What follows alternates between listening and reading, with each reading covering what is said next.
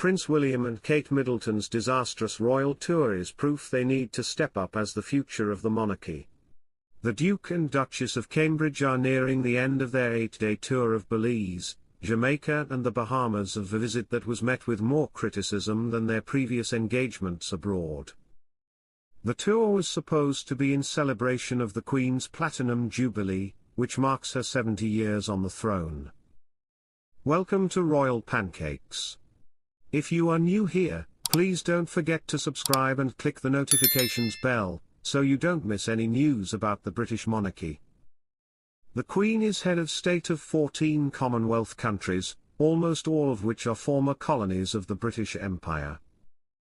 The couple cancelled the first stop on their tour, Belize, on Saturday after locals organised protests about the couple's arrival and carried signs referencing the monarchy's colonial past.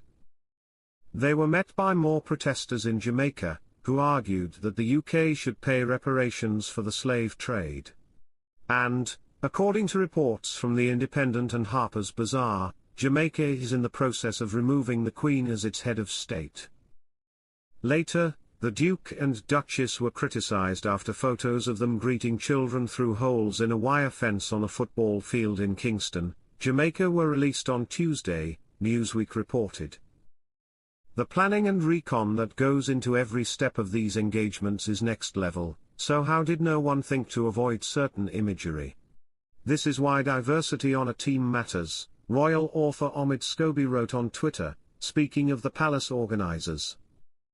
On Wednesday, Prince William expressed his profound sorrow over the history of slavery at a dinner held by Jamaica's Governor-General.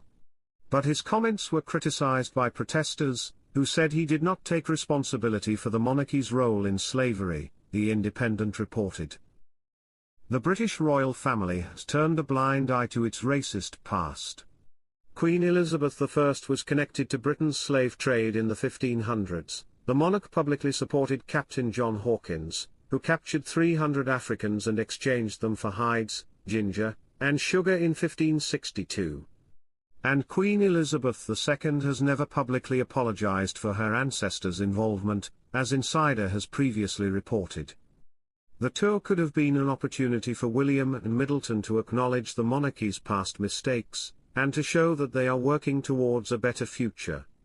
Instead, they came off as tone-deaf, according to royal commentators, and it's been perhaps the couple's most disastrous tour yet.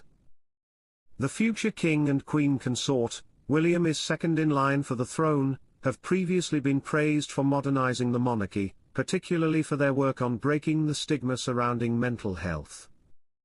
But their royal tour did not give that same impression, according to royal commentators, who said William and Middleton made several choices to lean into the past when they should have been looking to the future.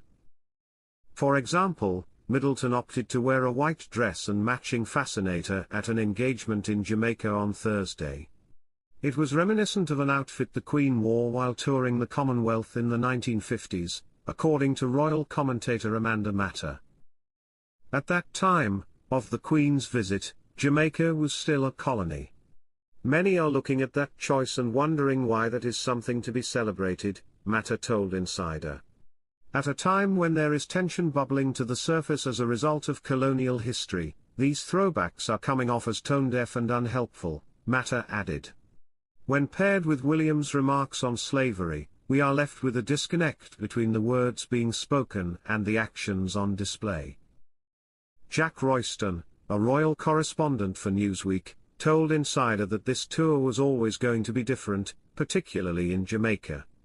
I think where William and Kate became wrong-footed here was in thinking that this tour could be conducted in the same way as previous tours, with the usual photo ops and happy crowds, Royston said.